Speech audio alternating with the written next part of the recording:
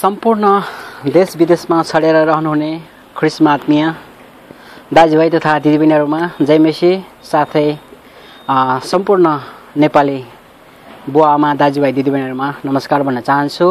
म अरुण गुरुङ इजरायलबाट।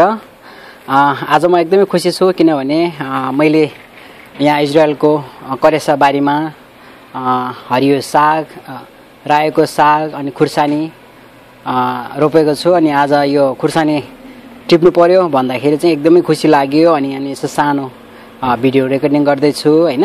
यहाँहरूले पनि देख्न सक्नुहुनेछ मैले जुन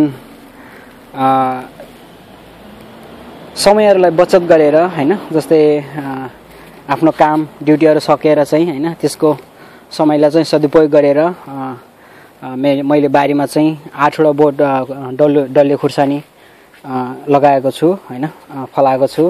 अनि एकदमै खुसी लाग्छ र म विशेष गरी त म परमेश्वर पितालाई धन्यवाद दिन चाहन्छु किनकि उहाँले नै मलाई यी कामहरू गर्नलाई अनि समयहरू जुटाइदिनु भयो।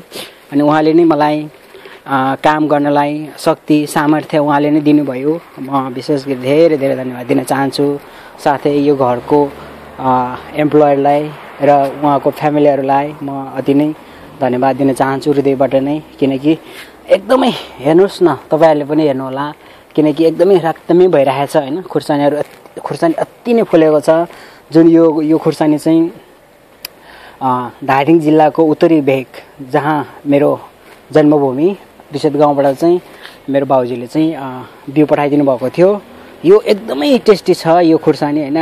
एकदमै कस्तो हो नि, पिरो जिब्रोमा मात्रै पिरो हैन, जब चाहिँ यो खुर्सानी तपाईँ खानुभयो भने एकदमै रसिलो छ हैन, एकदमै रसिलो, एकदमै मिठो छ।